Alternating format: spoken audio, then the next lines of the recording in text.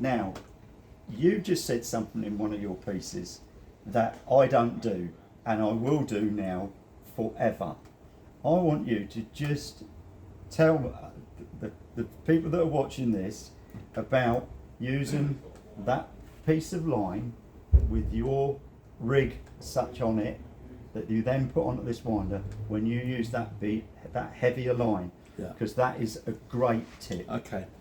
Well, we're going to do it with this invisible float and this invisible line. Right. But anyway, we don't need one because we can explain it. When I make a rig up with a bulk, i.e. all of my bulk rigs are all with an Olivet, right? And bear in mind now we're using commonly in this country 4 gram, 5 gram, 6 gram, 8 gram, 10 gram. They're the common sizes. I've got a few bigger ones, but nonetheless, 10 gram, 8 gram, they're all big rigs. And I make them now on Pro Match line, but I make them on 022 line, right, which is £7. You could say, why don't I could do it on 8 if you like, but I'm just going to have to do it on 7 because rarely do I have to go any heavier than that.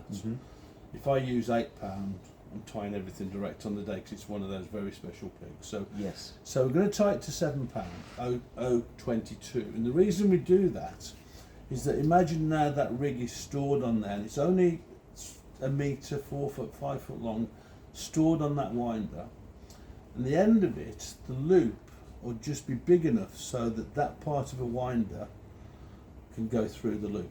Okay? Yeah. So that's all nicely stored away. You've got your pole anchor on or whatever. You made it on 022. Now, if I'm going to say the Y in the winter, chances are my main line will be 018 or 020. Yeah. Again, you see, I'm talking diameters all the time. For me, diameters are more important than strains. Let's say I'm using an 020 main line, and then you think, well, hang on, he's using 022 on his rig here. But it's easy because my real line comes down, small loop again, like a hook length loop. I'll take the bigger loop off that, pass it through, get the winder to pass through that, and then you join the two together. Right, unravel it, which is only a short piece. The governing factor of everything is the hook length. The hook length is going to be typically 012, 014, maybe 016. So the hook length is always weaker than the main line. So that little bit in the middle doesn't matter.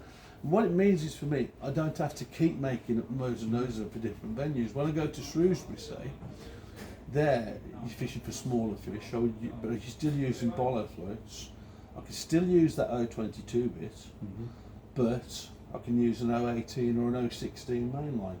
With me? Yeah. So I've just joined it all together. All that is something to carry the weight, so that won't get damaged either. If you want to move the shots about and that, it's you're a moving nice it thick on line to play with. Yeah, thicker line. And then the hook length, so you could say on that Shrewsbury thing, I could have an 016, a chunk of 022, and an 010 hook length. Yeah. If you snag the bottom, that's always going to break first. Yeah. Honestly, it's a wonderful tip, and it's the best way of all to store big floats. So for me, fishing a waggler on the ooze, you're casting a thinner diameter as well, and you can move your shots about on the thicker line without fear of the line parting. Exactly the same sort of thing. This is a great idea. It's a real good top tip, and one that we should all do. Really. It is, yeah. It's a great tip. Yeah, brilliant. Thanks. Hey, mate.